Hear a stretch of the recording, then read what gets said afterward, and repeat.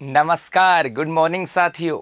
उत्कर्ष classes के YouTube channel पे आप सभी का स्वागत है और मैं हूं आपका दोस्त नरेंद्र चौधरी। और मेरे दोस्तों, हम राजस्थान की ज्योग्राफी का इस सेशन को स्टार्ट कर रखा था। राजस्थान की ज्योग्राफी के अंदर हम लोगों ने शुरुआत जो लास्ट वीक था वहाँ पर 6 क्लासों के अंदर राजस्थान के सामान्य परिचय, कैसे उसका नाम आया, कैसे राजस्थान की राज्य के रूप में नींव पड़ी, राजस्थान का क्षेत्रफल कितना आ जाता है, वहाँ से संबंधित कैसे प्रश्न आ सकते हैं, राजस्थान की स्थिति क्या थी, समय की गणना कैसे हो सकती है, या जो लैटिट्यूड और लॉन्गिट्यूड है, अक्षांश और देशांतर है, उनके बेस पे आधारित अपने राजस्थान के अंदर बहुत सारे प्रश्न जो बन सकते हैं उन पे हम लोगों ने थोड़ी सी नज़र डाली थी। और चलो अब शुरुआत करते हैं। अब राजस्थान की ज्योग्राफी, वास्तविक रूप से कहें कि राजस्थान का भूगोल जो है, राजस्थान की ज्योग्राफी जो है ना, वो वास्तविक रूप से अब स्टार्ट होती है। और इस पोर्शन का हम लोग बात करेंगे, वो आ जाता है मेरे भाई राजस्थान के भौतिक प्रदेश, फिजिकल डिवाइडेशन ऑफ राजस्थान। आप में से कोई बच्चा इंग्लिश मीडियम का हो तो याद रखना, फिजिकल डिवाइडेशन की बात की जाती है, फिजिकल डिवीजन की हम बात करें और वो क्या हो गया भाई, वो उसके ऊपर हम लोग चर्चा करेंगे। तो करें शुरुआत। चलो जी, देखो यहाँ से नोट्स बनाते हुए चलना अच्छे से। अपना टॉपिक क्या हो जाएगा भाई, अपना टॉपिक हो जाएगा आज राजस्थान के भौतिक प्रदेश। राजस्थान के भौतिक प्रदेशों की हम बात करें तो सबसे पहले तो हमारे दिमाग में यही क्वेश्चन आता है कि सर ये भौतिक प्रदेश होते क्या हैं, इनको हम लोगों ने बांटा क्यों है, और कहीं ना कहीं इनको हम लोगों ने बांटा तो उसके बांटने का आधार क्या होगा, इसकी हम चर्चा करें। तो भौतिक प्रदेश का मतलब क्या होता है? भौतिक प्रदेश का मतलब होता है सामान्यतः किसी भी भाग की बात करें, किसी भाग को धरातलीय बनावट के आधार पर, किसी भाग को धरातलीय बनावट के आधार पर उसका वर्गीकरण करना, ये क्या कहलाता है? भौतिक प्रदेश कहलाता है। इसका मतलब हुआ, जैसे हम बात करें मेरे भाई, हाँ जी, यदि हम बात करें कि जैसे मैं छोटा सा यहाँ से एक मैप बनाऊं, जैसे ये आ जाए राजस्थान, और इस राजस्थान का जो धरातल की स्ट्रक्चर कैसी है, इसकी जो सरफेस है, जो धरातल है, उसके बनावट कैसी है या उसकी स्ट्रक्चर कैसी है, उसके आधार पर यदि हम लोग इसको अलग अलग भागों में बांटते हैं तो वही क्या हो जाएगा, राजस्थान का भौतिक प्रदेश या राजस्थान का फिजिकल डिवीजन हो जाएगा। इसका मतलब पूरा, हाँ भाई, पूरा करवाया जाएगा, चिंता मत करो। इस राजस्थान को धरातल की बनावट के आधार पर कितने भागों में बांटा गया, वही क्या होंगे, राजस्थान के भौतिक प्रदेश। अब हम लोग कह सकते हैं कि सर ये राजस्थान में कहीं ना कहीं पे तो मैदान हो सकते हैं, कहीं पर तो क्या हो सकते हैं, मैदान। तो जो मैदान वाला पार्ट होगा उसे हम लोग क्या बोल देंगे, मैदानी प्रदेश।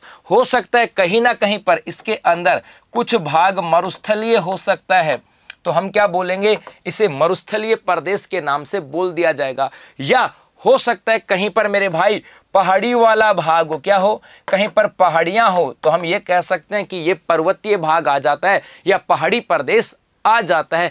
ये हम लोगों ने धरातल की बनावट पर। और हो सकता है कहीं पर पठारी भूभाग हो, अर्थात हम बोलेंगे उसे पठारी भूभाग। इसका मतलब है इस राजस्थान की सरफेस या धरातल की बनावट कैसी है, वहां पर मरुस्थल पाया जाता है, या वहां पर मैदान पाया जाता है, या वहां पर पहाड़ियां पाई जाती हैं, पठार पाए जाते हैं। उनके आधार पर जो हम लोग वर्गीकरण करेंगे उसे हम लोग क्या कहा जाएगा भाई, उसे हम लोग क्या कहेंगे, भौतिक प्रदेश के नाम से जानेंगे। पहली बात तो यहां से। अब दूसरी बात यहां से यह भी हमें समझना पड़ेगा कि सर यदि ऐसे ही बात करें तो छोटा सा राजस्थान है, इस राजस्थान में कहीं पर तो हमें मैदान देखने को मिलेंगे, कहीं पर पहाड़ियां देखने को मिलेंगी, कहीं पर पर्वत देखने को मिलेंगे, तो कहीं पर पठार। तो सर ऐसा क्या हुआ कि अलग छोटे से एरिया के अंदर अलग अलग प्रकार की भू आकृति, तो हमें यह भी जानने को मौका मिलेगा कि भाई इन भौतिक प्रदेशों का निर्माण क्यों हुआ, जिसी की वजह से तो क्या क्या अलग पार्ट यहाँ पर आ जाते हैं। तो ये भौतिक प्रदेश कौन कौन से हैं, इन भौतिक प्रदेश का निर्माण कैसे हुआ, इन सब की पूरी बात हम लोग यहाँ पे चर्चा करने वाले हैं। चलो जी, तो पहले पता लग गया भौतिक प्रदेश क्या होता है। अब देखो, सबसे पहले हम बात करें किसके ऊपर, सबसे पहले हम किसकी चर्चा करते हैं, तो पहले आप हेडिंग लगाओगे और लिखोगे भाई भौतिक प्रदेश हो गया, उसकी डेफिनेशन होगी, उसके बाद लिखोगे राजस्थान का, अगला लिखोगे राजस्थान का सर्वप्रथम वर्गीकरण। क्या हो जाएगा भाई, सर्वप्रथम वर्गीकरण। सर इसका मतलब क्या है, इसका मतलब है कि राजस्थान के भौतिक प्रदेशों का पहली बार वर्गीकरण किसने किया था, किसने राजस्थान को धरातलीय बनावट के आधार पर अलग अलग भागों में बांटा? तो राजस्थान का सबसे पहले भौतिक प्रदेशों का वर्गीकरण करने वाला व्यक्ति कौन आ जाता है, उसके बात करेंगे। और उनके यदि हम बात करें तो कितने भागों में बांटा और वो कौन कौन से भाग आ जाते हैं। तो सबसे पहले वर्गीकरण जो किया था, ये नाम आ जाता है किसका? वीसी मिश्रा महोदय का। किसका नाम आता है मेरे भाई? वीसी मिश्रा महोदय का नाम आता है। और वीसी मिश्रा महोदय ने बात करें तो इन्होंने राजस्थान को 7 भागों में बांटा था। सबसे पहले एग्जाम में प्रश्न आए कि सबसे पहले राजस्थान के भौतिक प्रदेशों का वर्गीकरण किसने किया? वीसी मिश्रा ने। और कितने भागों में किया? तो आपका जवाब क्या हो जाएगा? 7 भागों में इसको वर्गीकरण किया गया था। अब सर कैसे किया गया, क्या कैसे किया गया, कौन कौन से 7 भाग थे, उनकी भी हम चर्चा करने वाले हैं। देखो, सबसे पहले उन्होंने कहा कि ये जो राजस्थान का उत्तरी भूभाग है, उत्तरी भूभाग है, इस उत्तरी भूभाग को क्या कहा था? इसको नाम दिया था भाई नहरी क्षेत्र। इसको नाम क्या दिया? नहरी क्षेत्र की बात की। और इस उत्तरी भूभाग में जो सामान्यतः जिले आ जाते हैं उनकी हम बात करें तो गंगानगर और हनुमानगढ़ का नाम यहां पर आ जाता। तो पहला वर्गीकरण किया नहरी क्षेत्र। और थोड़ा थोड़ा जैसे जैसे हम लोग आगे चल पड़ेंगे ये बातें आपको समझ में आ जाएंगी भाई। चलो जी, तो नहरी क्षेत्र और इसके अंदर जिले कौन से हो जाएंगे? सामान्यतः गंगानगर और हनुमानगढ़ का पार्ट यहां पर आ जाता है। एक चीज और याद रखना कि भाई हम मिट्टी की बात करें, भौतिक प्रदेशों की बात करें, उनको जिलों के आधार पर वर्गीकरण नहीं बांटा जा सकता, क्योंकि भौतिक प्रदेश तो पहले ही बन चुके थे, ये जिले तो बाद में बने। अरावली पर्वतमाला तो पहले बनी थी, इसका विस्तार कौन से जिले में? एक जिले की बाउंड्री के साथ नहीं बांट सकते, राइट। चलो जी, उसके बाद एक पार्ट तो ये हो गया। उसके बाद कौन सा आ जाता है? अपन बात करें यहां पर किसकी बात करें मेरे भाई? ये जो जैसलमेर, जोधपुर, बाड़मेर की बात करें, ये जो पश्चिमी राजस्थान का पार्ट आ जाता है, इस पश्चिमी राजस्थान के पार्ट की बात करें, इसे कह दिया जाता है शुष्क मरुस्थल। इसे हम लोग क्या कहेंगे? इसे कहा गया है शुष्क मरुस्थल। और इस शुष्क मरुस्थल के अंदर जैसलमेर कह सकते हैं, कुछ हिस्सा बीकानेर का भी आ जाएगा, कुछ हिस्सा जोधपुर का भी आ जाता है, और कुछ हिस्सा बाड़मेर के साथ भी आ जाता है। उसे हम लोग क्या कहेंगे, क्या बोलेंगे भाई? शुष्क मरुस्थल के नाम से जानेंगे। उसके बाद में यहां पर हम झुंझुनू से होता हुआ इस प्रकार से एक सीधी लाइन खींचते हैं, एक ये अरावली पर्वतमाला के साथ इस प्रकार से एक सीधी लाइन आएगी जो झुंझुनू के साथ, नागौर से होती हुई और जालोर के पास से होती निकल जाएगी। इधर यहाँ पे जालोर आ जाएगा, इधर नागौर हो जाएगा, चूरू हो जाएगा, सीकर हो जाएगा। झुंझुनू की बात करें, ये बीकानेर का ये पार्ट यहाँ पर आ जाएगा। और ये जो हिस्सा जिसमें पाली का हिस्सा भी आ जाएगा, जोधपुर का हिस्सा भी आ जाएगा, पाली, जोधपुर, नागौर, झुंझुनू, सीकर और जालोर की बात करें, ये जो हिस्सा आ जाता है इसकी बात करें, इसे क्या कहा गया? तो मेरे भाई इसको, जिसको मैं डॉट डॉट लगा रहा हूं यहाँ पे रेड के साथ साथ, ये जो मैं जिसको प्लस प्लस कर रहा हूं, ये ध्यान में रखना, जिसको मैं प्लस प्लस कर रहा हूं, ये जो पार्ट है, इस पार्ट को हम लोग क्या बोलेंगे? तो इसे कहा गया था अर्ध शुष्क मरुस्थल। इसे क्या कहा गया? अर्ध शुष्क मरुस्थल। और इस अर्ध शुष्क मरुस्थल में कहीं ना कहीं हिस्सा बीकानेर का भी आता है, जोधपुर का भी आता है, नागौर का भी आता है, चूरू का भी आता है, कुछ झुंझुनू का भी आता है, सीकर का भी आता है। और हाँ, वीसी मिश्रा ने किया था भाई, हाँ शिक्षा भाई, वीसी मिश्रा ने किया था। 1968 की बात की जाती है, पुस्तक का नाम आता है राजस्थान का भूगोल। चलो, यहां तक 3 भागों में बांट दिया। उसके बाद में कौन सा भाग आता है? उसके बाद में उन्होंने यहां पर दक्षिणी क्षेत्र बांटा। एक यहां पर एक दक्षिणी क्षेत्र आ गया, और इस दक्षिणी क्षेत्र को क्या कहा? इसे कहा मेरे भाई अरावली। इसे क्या कहा? अरावली पर्वतमाला या अरावली क्षेत्र के नाम से माना। और इस अरावली क्षेत्र के अंदर सामान्यतः उन्होंने कैलकुलेट किया था राजसमंद को, उन्होंने माना था सिरोही को, और एक नाम आ जाता है उदयपुर। राजसमंद, उदयपुर और सिरोही वाला जो भाग है, इस प्रदेश को क्या कहा?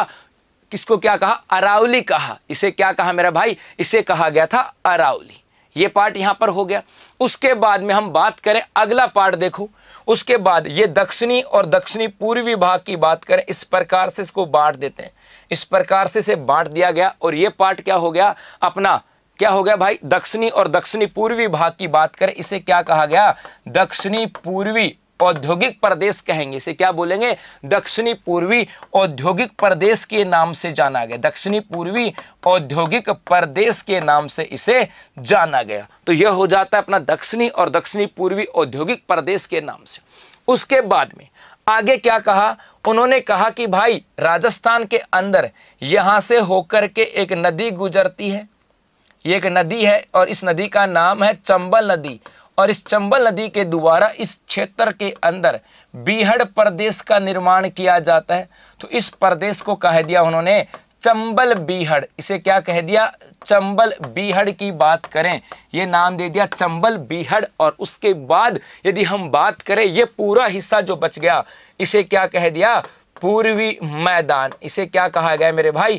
पूर्वी मैदान। तो प्रश्न आपके एग्जाम में से पूछा जाएगा कि यदि हम बात करें सबसे पहले कि राजस्थान को सबसे पहले भौतिक प्रदेशों में किस व्यक्ति विशेष ने बांटा, तो आपका जवाब क्या हो जाएगा? वीसी मिश्रा ने 7 भागों में। और इस बात का उल्लेख इनकी पुस्तक जिसका नाम था राजस्थान का भूगोल, कौन सी पुस्तक थी? राजस्थान का भूगोल, 1968 में किया था। और कितने भागों में? 7 भागों में बांटा। ये आपको ध्यान में रखना है। भौतिक प्रदेशों के आधार पर बांटा था, वहां की जलवायु के आधार पर, धरातल की बनावट और वहां की जलवायु के आधार पर बांटा था। क्या वंदना बेटा? पूरा लिखवाऊंगा, चिंता मत कर, पूरा देखो नोट्स की तरह बनवा रहा हूं, है ना। और धरातल और जलवायु के आधार पर बांटा था। किसके आधार पर? धरातलीय बनावट और जलवायु के आधार पर बांटा था। कितने भाग हो जाते हैं? इसको चाहे चंबल बीहड़ बोलेंगे बेटा, चंबल बेसिन नहीं बोलेंगे, चंबल बीहड़ बोलेंगे। अब देखो पहला इसने बांटा नहरी क्षेत्र। एग्जामिनर नाम पूछ सकता है, क्षेत्र विशेष पूछ सकता है। दूसरा आ जाता है शुष्क मरुस्थल, तीसरा आ जाता है अर्ध शुष्क मरुस्थल, चौथा आ जाता है अरावली क्षेत्र, पांचवा आ जाता है पूर्वी मैदानी भाग, छठा आ जाता है चंबल बीहड़ और सातवां आ जाता है दक्षिणी पूर्वी औद्योगिक प्रदेश। तो इस प्रकार से 7 भागों में बांटे हैं। हो गए 7 भाग, 1 2 3 4 5 6 और 7 भाग यहां पर हो जाते हैं। अब चलते हैं आगे, स्क्रीनशॉट ले लेना भाई इसका। हो गया स्क्रीनशॉट। उसके बाद आगे चलते हैं। हां जी, आगे देखो भाई, अगला बात हम बात करें सर, अगली पार्ट यहां पर तो हो गई, लेकिन उसके बाद अगला विषय बिंदु क्या आता है? अगला जो विषय बिंदु आता है वो हम लिखेंगे और उसको आप लोग हेडिंग में क्या लिखाओगे? और वो आ जाएगा इसका वर्तमान वर्गीकरण की बात की जाती है। वर्तमान वर्गीकरण। सर वर्तमान वर्गीकरण क्या है? एक तो वर्तमान वर्गीकरण की बात करेंगे और एक किसके आधार पर बात करेंगे मेरे भाई? रामलोचन महोदय के आधार पर। किसके आधार पर? रामलोचन महोदय की बात यहां पर की जाएगी। रामलोचन, बस ये 2 बातें याद रखनी है। सर क्या क्या चीजें हैं? पहले तो आपको ध्यान में रखना, रामलोचन महोदय की बात करें तो रामलोचन महोदय को सुनना, इन्होंने राजस्थान को सबसे पहले 2 प्रदेशों में बांटा था। इन 2 प्रदेशों को 4 भागों में बांटा और 4 जो भाग थे इनको 12 उपभागों में बांटा था। क्या? 4 भागों को 12 उपभागों में बांटा था। ये आपको ध्यान में रखना है, बस इसके ज्यादा कुछ भी नहीं है कि 4 भागों में। पहले हम रामलोचन महोदय की बात करें, 1971 की बात की जाती है। वर्ष 1971 में इन्होंने 2 प्रदेश, 4 भाग और 12 उपभागों के अंदर बांटा था। ज्यादातर यही से यही प्रश्न पूछते हैं, इसके अलावा रामलोचन महोदय से नहीं जाते, या तो वीसी मिश्रा महोदय और या आ जाता वर्तमान। और इस वर्तमान की यदि हम बात करें ये इंपॉर्टेंट है। क्या है मेरे भाई? वर्तमान वर्गीकरण की बात करें, यदि हम वर्तमान वर्गीकरण की बात करें तो ये किसके द्वारा आ जाता है? तो आपको पता होगा यदि हम राजस्थान के भूगोल की जब बात करते हैं तो वर्तमान में हम कौन सी पुस्तक पढ़ते हैं सबसे ज्यादा भाई? हरिमोहन सक्सेना जी की पुस्तक पढ़ते हैं। किसकी पढ़ते हैं? हरिमोहन सक्सेना जी की। एच.एम. सक्सेना महोदय की हम बात करते हैं यहां पर। तो अब वर्तमान की बात करेंगे तो वर्तमान में आ जाता है एच.एम. सक्सेना महोदय के अनुसार। किसके अनुसार? एच.एम. सक्सेना जो महोदय थे इनके अनुसार बात की जाती है। क्या कहा? एच.एम. सक्सेना की बात करें, हरिमोहन सक्सेना का नाम आ जाता है और उन्होंने राजस्थान की बात करें तो राजस्थान को कितने भागों में बांटा? इन्होंने राजस्थान की बात करें तो राजस्थान को 4 भागों में बांटा है। कितने भागों में बांटा है? 4 भागों में बांटा, या हम ये कह सकते हैं 4 भाग कौन से? जो धरातल आता है इस धरातल की बनावट के आधार पर। इस धरातल की बनावट के आधार पर एचएम सक्सेना ने 4 भागों में बांटा और यही 4 भाग जो है ना, यही अपने लिए इंपॉर्टेंट हैं, यही अपने लिए इंपॉर्टेंट हैं और एग्जाम में यहीं से प्रश्न आ जाता है, यहीं से पार्ट आना। क्या कहा, सुनना, क्या कहा मेरे भाई, ये कहा कि इस राजस्थान की बात करें तो राजस्थान के लिए सबसे पहले ये जो पश्चिमी भाग आता है, इस पश्चिमी भाग में हमें मरुस्थल दिखाई देता है। क्या कहा, नमस्कार भाई, सभी को नमस्कार। क्या कहा कि इस राजस्थान का पश्चिमी जो भाग आता है, इस पश्चिमी भाग के अंदर हमें क्या दिखाई देता है, यहां पर हमें मरुस्थल दिखाई देता है। तो इसको तो क्या नाम दे दिया, पश्चिमी मरुस्थल। इसे क्या नाम दे दिया मेरे भाई, पश्चिमी मरुस्थल। तो एक भाग तो हो गया कौन सा, पश्चिमी मरुस्थल। Very good. एक बच्चा कह रहा सर 1994, राइट। इन्होंने वर्गीकरण कब किया था, वर्ष 1994 में। फिर क्या कहा हरिमोहन सक्सेना जी ने, इन्होंने कहा कि भाई क्या ये जो राजस्थान का जो मध्यवर्ती भाग आता है यहां से होकर के, और भाई एक अरावली पर्वतमाला, एक पर्वतमाला गुजर रही है और इस प्रदेश को क्या नाम दे दिया, अरावली पर्वतमाला। इसको क्या कह दिया, अरावली पर्वतमाला के नाम से जाना गया।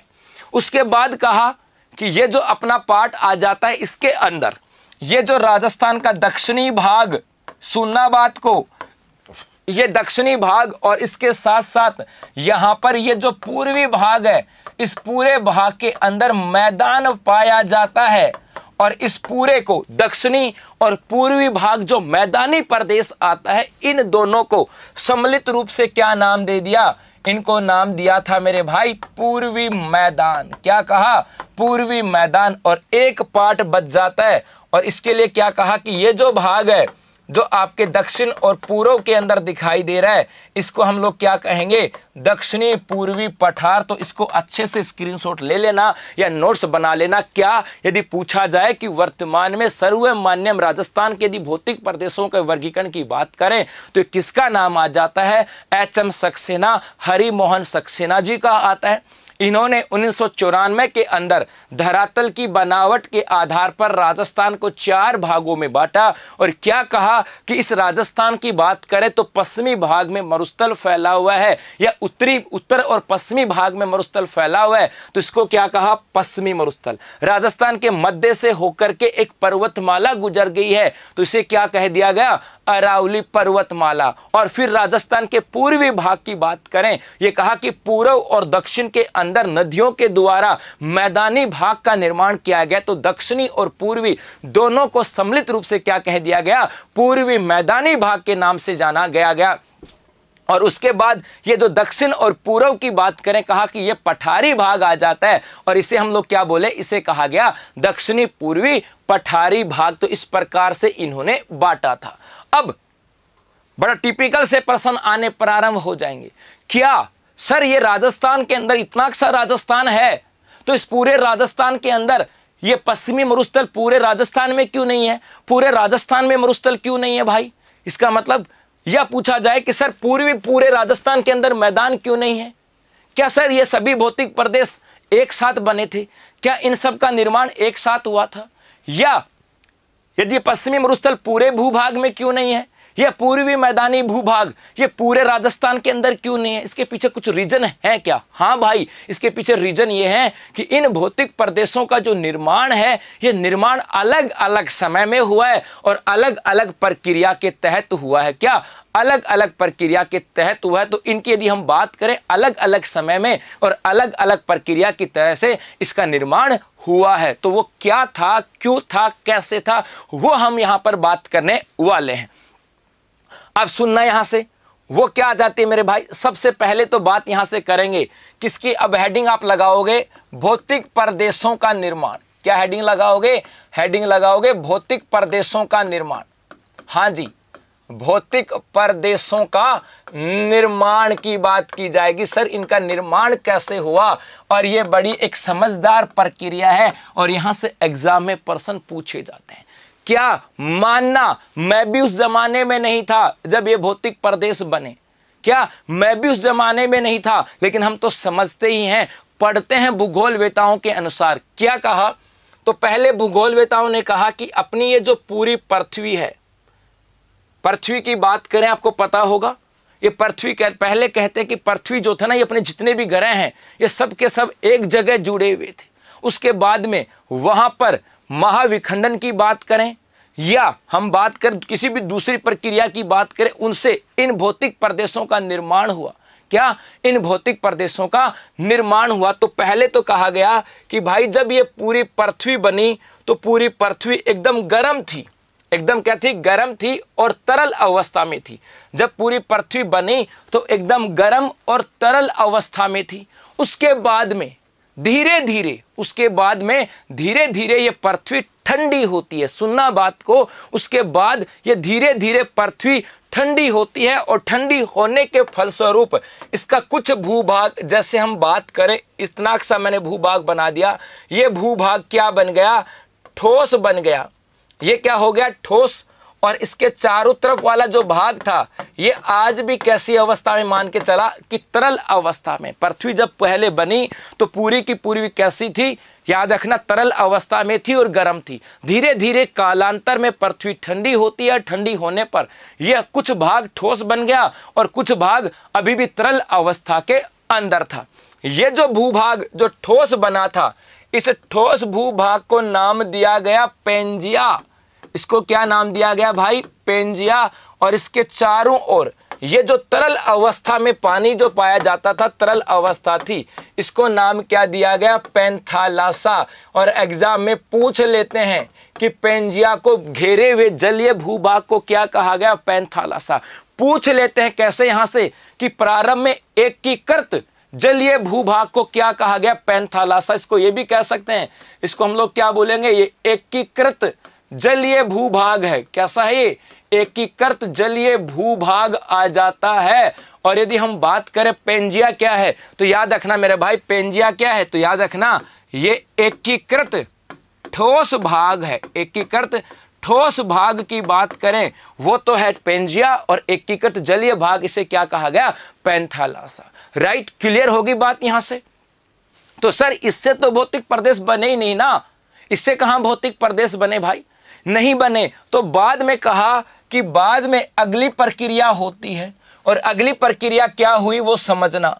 ये कहा क्या कि ये जो अपनी पृथ्वी थी, ये लो, इस पृथ्वी के ऊपर किसी भी कारण से सूर्य के गुरुत्व बल या किसी दूसरे और बल की वजह से क्या हुआ मेरे भाई?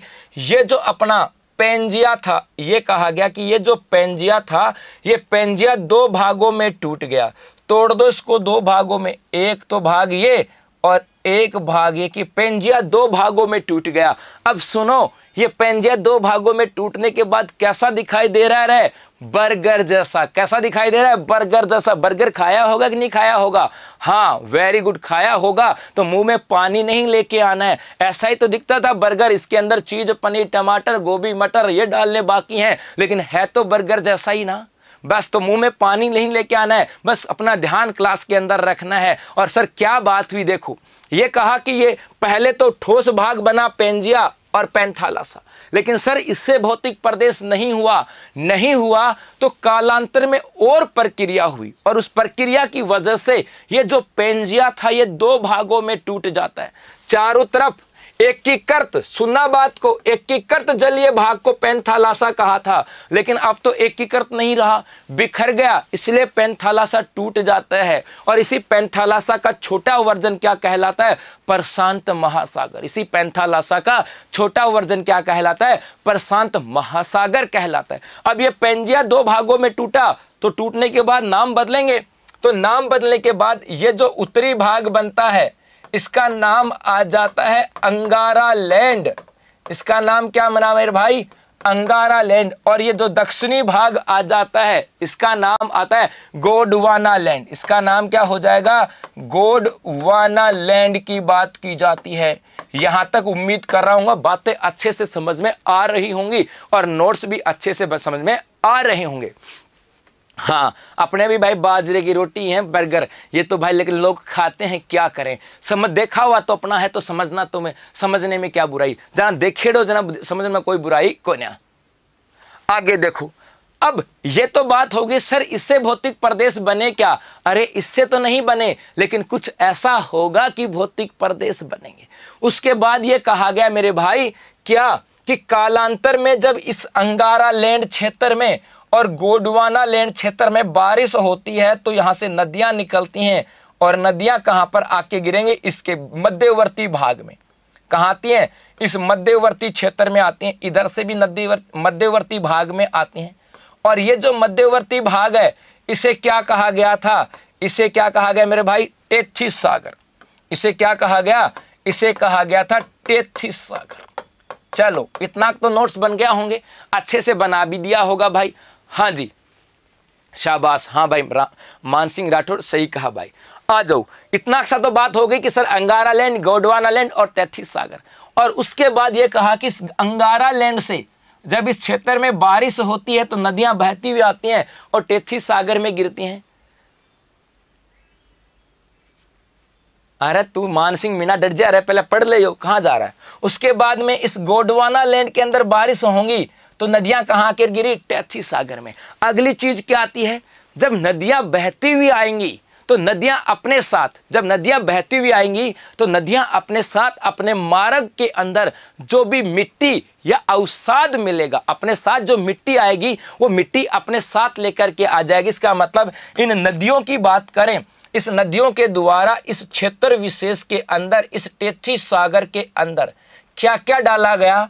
यहां पर मेरे भाई मिट्टी की बात करें, किसकी? नदियां अपने साथ बहती हुई आती हैं तो अपने साथ मिट्टी भी लेकर के आई और कहां पर लेके आ गए? टेथिस सागर में। नदियां जब अपने साथ बहती हुई आती हैं तो मार्ग में यदि कोई पेड़ पौधे आ जाएंगे उनको भी बहाकर लेके आ जाएगी। इसका मतलब यहां पर इस टेथिस सागर में किसका जमाव हो गया? वनस्पति भी आ गई। नदियां जब बहती हुई आती हैं और मार्ग के अंदर कोई जीव जंतु भी सामने आ गया तो वो भी अपने साथ बहाकर ले आएंगी और बहाकर जब ले आएंगी तो वो भी कहां डालेंगे? टेथिस सागर में। इसका मतलब जैव संपदा। ये आपने को याद रखना होगा, समझना होगा कि इस अंदर इस टेथिस सागर में अंगारा लैंड और गोंडवाना लैंड की नदियों के द्वारा मिट्टी, वनस्पति और जैव संपदा का जमाव हुआ। अरे जमाव तो हुआ, यदि धीरे धीरे जमाव होता चला जाएगा मेरे भाई, तो यदि धीरे धीरे जमाव होता चला जाएगा तो टेथिस सागर तो भर जाना चाहिए ना। भरेगा कि नहीं भरेगा? तो यहां से एक बात और समझ लेना, टेथिस सागर भरेगा, लेकिन टेथिस सागर नहीं भरा। क्यों नहीं भरा मेरे भाई? तो इसलिए नहीं भरा क्योंकि टेथिस सागर की यदि हम बात करें, जैसे जैसे उसके अंदर मलबा या उस मलबे को कहा जाता है भूगोल की भाषा में अवसाद, वो अवसाद जमा होता रहा तो टेथिस सागर का जो पैंदा था वो नीचे बैठता चला जाता है और ऐसी प्रक्रिया को कहा जाता है भूसन्नति। तो ये टेथिस सागर है ना, इस टेथिस सागर को टेथिस भूसन्नति भी कहते हैं। क्या कहते हैं? टेथिस भूसन्नति। सर क्या होती है भूसन्नति?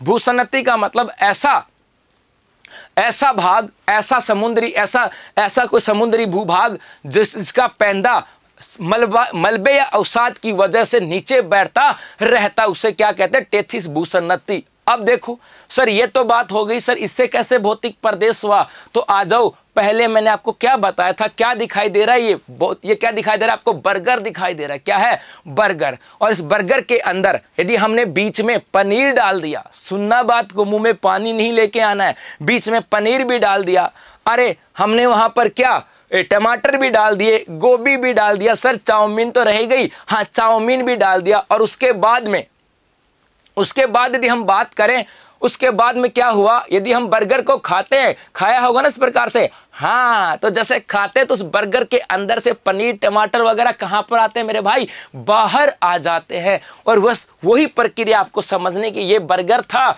इस बर्गर के अंदर यहां पर मिट्टी, वनस्पति, जैव संपदा आ गई। बाद में क्या माना गया कि ये जो अंगारा लैंड है, सुनना बात को, ये जो अंगारा लैंड है, इस अंगारा लैंड में गति होती है, अंगारा लैंड में गति होती है और ये गति किधर होती है? दक्षिण की ओर। इस गोंडवाना लैंड में गति होती है और इस गोंडवाना लैंड में गति जो होती है ये किधर होती है? उत्तर की ओर। और जब ये दोनों भूभाग पास आएंगे तो पास आने की वजह से मिट्टी, वनस्पति बाहर आ जाएगी और बाहर आने की वजह से भौतिक प्रदेशों का निर्माण होता है। कैसे? सुनना, तो पहले एक बार इसको भी स्क्रीनशॉट ले लो। भौतिक प्रदेशों के निर्माण की बात करें, हो जाए इसका स्क्रीनशॉट, उसके बाद बताऊंगा सर। अच्छा बर्गर अच्छा नहीं लगता, पिज्जा मंगाऊं, चलो भाई पिज्जा मंगा लेता हूं। देखो जैसे हम बात करें, ये लो भाई, इस प्रकार से समझ में आ जाएगी कहानी। सर क्या, ये देखो, ये तो है आपका अंगारा लैंड, धरातल तो ऐसा ही होगा ना, मैंने कहा एक तो अंगारा लैंड, ये हो जाएगा आपका क्या, गोंडवाना लैंड। और मेरे भाई इन दोनों के बीच में जलीय भाग था, इस जलीय भाग को हम लोगों ने क्या कहा, अरे टेथिस सागर कहा। क्या कहा, टेथिस सागर कहा। और इस टेथिस सागर के अंदर इधर से जो नदियां आती हैं उनका मलबा जमाव होगा, और इधर से नदियां आती हैं और धीरे धीरे टेथिस सागर में ये मलबा भरता चला गया। सपोज करो इतना सा भर गया इतना, उसके बाद यदि हम दोनों तरफ से इसको दबाएं तो ये मलबा मेरे भाई बाहर आएगा कि नहीं आएगा, इस प्रकार से बाहर आ जाएगा, आएगा कि नहीं आएगा। और जब वो जो भूभाग बाहर आ गया, इस ऊंचे भूभाग को क्या कहा जाता था, पर्वतीय भूभाग। क्या बोले इसको, पर्वत। इसका मतलब था कि अंगारा लैंड और गोंडवाना लैंड जब पास पास आते हैं, उसके पास पास आने की वजह से जो मलबा था या अवसाद था वो बाहर आता है, और उसी अवसाद की वजह से यहां पर भौतिक प्रदेशों का निर्माण होता है। क्या, उसका निर्माण होता है। और देखो सबसे पहले बाहर क्या निकला, ऊंचे भूभाग, पर्वतीय भूभाग। और राजस्थान की बात करें तो राजस्थान का सबसे प्राचीन भौतिक प्रदेश कौन सा आता है, तो भी हम पढ़ते हैं कौन सा, अरावली पर्वतमाला। तो वो भी पर्वतमाला ही है। और देखो कैसे निकल के आ गई बाहर, आई कि नहीं आई। तो भाई हम भौतिक प्रदेशों के निर्माण की बात करें, यहां से पढ़ रहे थे इन भौतिक प्रदेशों का निर्माण, ये भी स्क्रीनशॉट आपको लेना है। और उसके बाद में ये भी स्क्रीनशॉट, टेक्निकल टीम दिखा देना, इनको पैनल दिखा देना भाई। हाँ जी, ये भी स्क्रीनशॉट आपको लेना है ताकि आपकी चीजें काम आ जाएंगी भाई। और उसके बाद ये भी आपको स्क्रीनशॉट लेना है ताकि चीजें समझ में आ जाएं। और हाँ, नोट्स बनाओगे तो उसके तो कोई मुकाबला ही नहीं। क्या, नोट्स बनाओगे ना तो उसका तो कोई मुकाबला ही नहीं है। हो गई बात यहां से। चलो जी, हाँ भाई रोहित, राम राम भाई। आगे देखो, आगे चलें। अगला पार्ट के यहां पर क्या आता है, अगला पार्ट नोट बना लेना सर। वो क्या आता है, वो आता है कि राजस्थान के भौतिक प्रदेश, राजस्थान के भौतिक प्रदेश भारत के किस भूभाग का हिस्सा है। सर ये क्या कहानी है, अरे जब हम बात करते हैं कि ये राजस्थान है, हम किसकी बात करें कि भाई ये राजस्थान है, और इस राजस्थान के अंदर 4 प्रकार के भौतिक प्रदेश हैं। तो इस राजस्थान में है तो पूरे भारत में भी तो भौतिक प्रदेश होंगे। इस भारत को भी अलग अलग भूभागों के अंदर बांटा गया, अलग अलग भौतिक प्रदेशों में बांटा गया। तो राजस्थान की यदि हम बात करें, ये राजस्थान भारत के कौन से भूभागों के अंदर हिस्सा आता है, सुनना, ये अपना भारत है। इस भारत की बात करें, इसके उत्तर और उत्तर पूर्वी जो क्षेत्र आता है, इस क्षेत्र के अंदर यहां पर एक पर्वतमाला फैली हुई है। और इस पर्वतमाला की बात करें, इसे कहा जाता है हिमालय पर्वतमाला। इसे हम लोग क्या बोलेंगे भाई, हिमालय पर्वतमाला कहा जाता है। आगे देखो, उसके बाद में ऐसा कोई भूभाग जो 3 ओर से जल से घिरा हुआ हो, उसे कहा जाता है प्रायद्वीप। तो भारत का दक्षिणी हिस्सा देखो, इसके इधर भी जल है, इधर भी जल और इधर भी जल, और इसको हम लोग क्या बोलेंगे, प्रायद्वीपीय भारत। प्रायद्वीप को समझ लेना, प्रायद्वीप का मतलब होता है ऐसा कोई भूभाग जो 3 ओर से समुद्र से घिरा हुआ हो। और इस प्रायद्वीपीय भूभाग के अंदर राजस्थान, भारत की बात करें तो इस भारत में यहां पर मेरे भाई क्या फैला हुआ है, यहां पर एक पठार फैला हुआ है। क्या फैला हुआ है, पठार फैला हुआ है। इसे कह दिया जाता है प्रायद्वीपीय पठार। इसको क्या बोलते हैं, प्रायद्वीपीय पठार कहा जाता है। उसके बाद देखो, हाँ भाई राम राम, उसके बाद देखो अगला क्या, इस हिमालय पर्वतमाला और प्रायद्वीपीय पठार के बीच वाला जो भाग आता है, इस भाग को कहा जाता है उत्तरी मैदान। इसको क्या बोलेंगे मेरे भाई, उत्तरी मैदान के नाम से जाना जाता है। और उसके बाद में इसी भारत के अंदर ये पश्चिमी जो भाग आता है, इस पश्चिमी भाग में जो भौतिक प्रदेश आता है उसे कह दिया जाता है थार का मरुस्थल। उसे क्या बोलते हैं? थार मरुस्थल के नाम से जानते हैं। क्या बोलते हैं उसे? थार मरुस्थल। इधर इसी भारत के अंदर इस प्रायद्वीपीय पठार और समुद्र की सीमा के साथ साथ ये जो तट हैं, इस तट के साथ साथ मैदान फैले हुए हैं और इन मैदानों को क्या कहा जाता है? तटीय मैदान। इनको क्या बोल देते हैं? तटीय मैदान। और इसके अलावा इधर इधर और यहाँ पर मेरे भाई द्वीप पाए जाते हैं। ये क्या हो जाते हैं? भारत के अंदर द्वीप समूह। तो इस प्रकार से भारत की बात करें, इसे भी क्या किया गया? भौतिक प्रदेशों के अंदर बांटा गया है। सर इसी की बात करें, इसमें अब राजस्थान कहाँ स्टैंड करता है? किसकी बात करें? राजस्थान कहाँ स्टैंड करता है? तो राजस्थान के कितने भौतिक प्रदेश हैं मेरे भाई? राजस्थान में 4 भौतिक प्रदेश हैं। एक मैं कहूँ सर पश्चिमी मरुस्थल है। ये जो पश्चिमी मरुस्थल है ये किसका हिस्सा है भाई? ये हिस्सा होता है थार मरुस्थल का। पश्चिमी मरुस्थल भारत में किसका हिस्सा है? तो याद रखना, लिख लेना, थार मरुस्थल का हिस्सा है। किसका हिस्सा? थार मरुस्थल का हिस्सा आ जाता है। सर आगे देखो, उसके बाद दूसरा कौन सा आता है भाई? एक भौतिक प्रदेश अपने राजस्थान में आता है अरावली पर्वतमाला। कौन सा भाई? अरावली पर्वतमाला। आता है कि नहीं आता? हाँ, ऐसा महाद्वीप में राजस्थान भारत के साउथ वेस्ट में। वेरी गुड भाई, क्या बात है। हाँ जी, हाँ, टेथी सागर का उससे सा थार का मरुस्थल, डायरी के पन्ने। वेरी गुड, सही कहा भाई। हाँ, रेखा पुनिया, राम राम सर, राम राम बेटा, राम राम। आ जाओ। हाँ, अरावली पर्वतमाला की बात करें, ये हिस्सा माना जाता है भाई प्रायद्वीपीय पठार का। ये किसका हिस्सा मानते हैं? अरे प्रायद्वीपीय पठार का हिस्सा माना जाता है। और देखो, उसके बाद में एक हिस्सा कौन सा आता है भाई? पूर्वी मैदान की बात की जाती है। ये जो पूर्वी मैदानी भाग आ जाता है, ये हिस्सा किसका आता है? उत्तरी मैदान का। ये किसका हिस्सा आता है?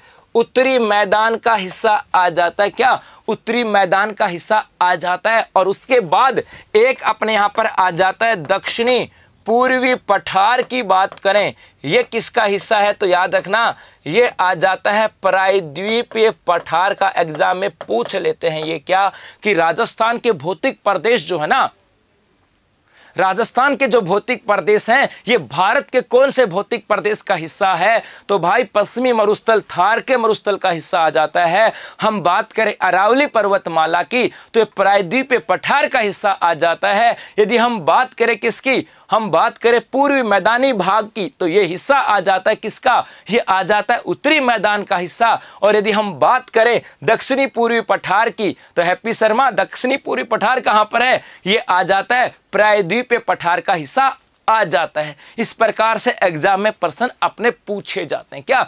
एग्जाम में अपने प्रश्न पूछे जाते हैं। चलो, हो जाए इसका भी स्क्रीनशॉट। आगे चलें, टेक्निकल टीम पैनल दिखा देना भाई इनको, फिर इनको नहीं ये रहेगा कि सर स्क्रीनशॉट नहीं हुआ। और मेरे भाई, यदि एक बार लगता है कि हाँ अपना सा घर है, अपना सा परिवार और पढ़ के मजा आ रहा है, तो भाई एक बार शेयर जरूर कर दो। क्या? एक बार शेयर जरूर कर दो, मजा आ जाएगा। हाँ जी, ऐसा लगता है कि पढ़ के मजा आ रहा है तो शेयर कर देना। आगे देखो, आगे चलें। अगली बात यहां से क्या निकल के आती है? अगली और देखो भाई, बहुत सारी बातें यहां से निकल के आएंगी। वो सर क्या? एक चीज और बता देता हूं। वो अगला प्रश्न यहां से क्या आता है? वो आ जाता है कि भाई इन भौतिक प्रदेशों के निर्माण के आधार पर, निर्माण के आधार पर क्रम पूछ लिया जाता है कि बताओ राजस्थान में सबसे पहले कौन सा भौतिक प्रदेश बना होगा, उसके बाद में कौन सा बना है। वेरी गुड, शाबाश शाबाश। निर्माण के आधार पर क्रम की बात करें कि पहले कौन सा भौतिक प्रदेश बना होगा, सबसे प्राचीनतम भौतिक प्रदेश कौन सा आता है, सबसे नवीनतम भौतिक प्रदेश कौन सा आता है, इसकी हम लोग यहां पर बात करते हैं। तो निर्माण के आधार पर इसके क्रम की बात करेंगे। जैसे सबसे पहले नंबर 1 हम बात करें तो भाई नंबर 1 में इस प्रकार के राजस्थान से होकर के एक बड़ी मजबूत सी और प्राचीन सी पर्वत श्रृंखला गुजरती है और इस पर्वत श्रृंखला का नाम आता है अरावली। यदि हम बात करें तो याद रखना, ये जो पार्ट है ये नंबर 1 है, ये क्या है मेरे भाई, नंबर 1 है। सबसे पहले इसी भूभाग का निर्माण हुआ था और इसे क्या कहा जाता है, अरावली। सबसे पहले कौन से भौतिक प्रदेश का निर्माण हुआ, तो याद रखना अरावली पर्वतमाला की बात की जाती है। और ये भी ध्यान में रखना इसका निर्माण कब हुआ, तो इसका निर्माण हुआ था आद्य महाकल्प में। इसका निर्माण कब हुआ मेरे भाई, आद्य महाकल्प की बात यहां पर की जाती है। आद्य महाकल्प की बात करें तो उसमें भी कौन सा, प्री कैम्ब्रियन काल की बात यहां पर की जाती है। आद्य महाकल्प की बात यहां पर की जाती है। चलो जी, एक बात। नंबर 2 की बात करें, सर नंबर 2 पे कौन सा आता है, तो मेरे भाई नंबर 2 पे अपना जो भूभाग आ जाता है उसका नाम आता है दक्षिणी पूर्वी पठार। नंबर 2 पे कौन सा आता है, अरे दक्षिणी पूर्वी पठार की बात की जाती है। और ये दक्षिणी पूर्वी पठारी भाग कब बना था, तो याद रखना इसका नाम आ जाता है मध्यजीवी महाकल्प की बात की जाती है। मध्यजीवी, अरे महाकल्प की बात की जाती है। कब बना, ये मध्यजीवी महाकल्प में बना था। चलो उसके बाद देखो सर, हाँ बेटा आपके टाइम कैलकुलेशन है, चिंता मत करो। जो आरएस प्री वाले हैं ना, आरएस प्री भर्ती परीक्षा में टाइम कैलकुलेशन है, चिंता मत करो। क्लास लगा के जाऊंगा टाइम कैलकुलेशन की, चिंता नहीं करना है। आगे देखो भाई, उसके बाद में नंबर 3 की बात करें, नंबर 3 पे आ जाता है मेरे भाई, नंबर 3 पे आ जाता है क्या, पूर्वी मैदानी भाग। नंबर 3 पे क्या आता है, पूर्वी मैदानी भाग की बात की जाती है। और इस पूर्वी मैदानी भाग की बात करें, इसका निर्माण कब हुआ, तो याद रखना इसका निर्माण नवजीवी महाकल्प की बात की जाती है। नवजीवी महाकल्प की बात की जाती है। और उसके बाद यदि हम बात करें अगले नंबर 4 पे बात की जाती है, तो नंबर 4 पे कौन सा आ जाएगा, पश्चिमी मरुस्थल। नंबर 4 पे कौन सा आ जाएगा, पश्चिमी मरुस्थल। और इस पश्चिमी मरुस्थल की बात करें तो इसका निर्माण भी कब हुआ, नवजीवी महाकल्प में। नवजीवी, अरे महाकल्प में। तो राजस्थान के निर्माण के आधार पर भौतिक प्रदेशों की बात करें तो सबसे पहले कौन सा होगा मेरे भाई, नंबर 1 पे अरावली पर्वतमाला आ जाता, सबसे प्राचीन है। और निर्माण कब हुआ, आद्य महाकल्प का। नंबर 2 की बात करें, दक्षिणी पूर्वी पठारी भाग आ जाता है, इसका निर्माण कब हुआ, मध्यजीवी महाकल्प की बात की जाती है। नंबर 3 पे पूर्वी मैदानी भाग की बात आ जाती है। और नंबर 3 पे जो है पूर्वी मैदानी भाग, इसका निर्माण कब हुआ, तो इसका निर्माण आ जाता है नवजीवी महाकल्प में। और नंबर 4 पे कौन सा आ जाता है, तो पश्चिमी मरुस्थल। और इसका निर्माण कब हुआ, तो इसका निर्माण हुआ था नवजीवी महाकल्प में। एग्जाम में पूछे जाते हैं। इसका मतलब हमने यहां से राजस्थान में भौतिक प्रदेशों का सबसे पहले वर्गीकरण कब हुआ, ये हमने चर्चा की। किसने किया, उसके बाद सर्वमान्य वर्गीकरण एच.एम. सक्सेना ने किया था 4 भागों में, ये हमने देखा। उसके बाद में इन भौतिक प्रदेशों के निर्माण की प्रक्रिया क्या थी, ये हमने यहां पे देखा। कैसे कैसे टेथी सागर आया, Angara land, Gondwana land, Pangaea और पैंथालासा आया। उसके बाद में हमने यहां पे देखा कि 4 भूभाग बने। और 4 भूभाग वो भारत के कौन से भौतिक प्रदेश का हिस्सा है। और उसके बाद में हमने किसकी बात की, इनके निर्माण के आधार पर क्रम की बात की। हो गई बात यहां से। तो ये चीजें तो हम लोगों ने यहां पर चर्चा कर ली है कि किस प्रकार से राजस्थान की, सर इंग्लिश में बताना, तो मेरे भाई ये राजस्थान का फिजिकल डिविजन है। डिवीजन की बात की जाती है, सर कैसे बना, तो सबसे पुराना जो आ जाता है उसकी बात करें वो कौन सी है, अरावली माउंटेन रेंज की बात की जाती है। ये सबसे प्राचीनतम है, सबसे एंशिएंट जो फिजिकल डिवीजन आता है राजस्थान का वो है। उसके बाद नंबर 2 पे आ जाता है कौन सा, साउथ ईस्ट की बात की जाती है। साउथ ईस्ट प्लेट्यू की बात की जाती है। साउथ ईस्ट दक्षिणी पूर्वी पठारी भाग की बात की जाती है। साउथ ईस्ट प्लेट्यू आ जाता है, ये नंबर 2 पे आता है। इन द टाइम पीरियड की बात करें टाइम सर्किल के अनुसार। नंबर 3 पे हम बात करें जो ईस्टर्न जो प्लेन आते हैं, किसकी बात करें, ईस्टर्न जो प्लेन आते हैं, पूर्वी मैदानी भाग जो है ये यहां पर आ जाते हैं। और नंबर 4 पे आ जाता है क्या, वेस्टर्न डेजर्ट की बात की जाती है, पश्चिमी मरुस्थल की बात यहां पर की जाती है। कैसे ये बने थे, तो कैसे बने थे भाई, पेंजिया और पैंथालासा आया और उस प्रकार से इनका निर्माण हुआ। आगे चलो भाई, हाँ जी टाइम इंग्लिश में बताओ, टाइम इंग्लिश में बताऊं। चलो आगे देखो, अब किसकी बात करें मेरे भाई, अब पार्ट यहां से क्या आता है। अब हमने 4 भौतिक प्रदेश पढ़े भारत राजस्थान के, ये राजस्थान है। और इस राजस्थान के हमने कितने भौतिक प्रदेश पढ़ लिए, 4। और 4 कौन कौन से हैं, तो एक तो हमने यहां पर आ गया अपना पश्चिमी मरुस्थल, एक तो कौन सा आ गया पश्चिमी मरुस्थल। दूसरा कौन सा आ जाता है यहां पर, नंबर 2 पे आ गया अरावली। नंबर 3 पे आ जाता है यहां पर कौन सा, पूर्वी मैदान। और नंबर 4 पे आ जाता है कौन सा, दक्षिणी पूर्वी पठार। ये 4 भाग है। इन चारों भौतिक प्रदेशों की विशेषताएं क्या है, इन सब की हम लोग चर्चा करने वाले हैं। इन भौतिक प्रदेशों का क्षेत्रफल कितना है, इनकी हम बात करेंगे भाई। यहाँ पे जनसंख्या कितनी निवास करती है, इनकी हम लोग चर्चा करने वाले हैं। कितने जिलों के अंदर इनका विस्तार आ जाता है, इसकी हम लोग चर्चा करेंगे। इसका मतलब है कि अब बहुत सारी चीजें आएंगी। जैसे हम बात करते हैं ना कि पश्चिमी मरुस्थल का विस्तार कितने जिलों में, किसका हिस्सा आ जाता है, क्या है हमादा, क्या है रैग, क्या होते हैं बालू का स्तूप, क्या होता है मरुस्थल मार्च, ये हम लोग चर्चा करने वाले हैं। दक्षिणी पूर्वी मैदानी भाग की बात करेंगे, नदियों के मैदानी भाग को चर्चा करने वाले। इसका मतलब अब जो अपनी नेक्स्ट क्लास होगी वहां पर अब एक भौतिक प्रदेश का बड़ा डिटेल के साथ हम लोग चर्चा करने वाले हैं। तो मिलेंगे अब नेक्स्ट क्लास के अंदर, तब तक के लिए धन्यवाद, थैंक यू, शुक्रिया मेरे दोस्तों।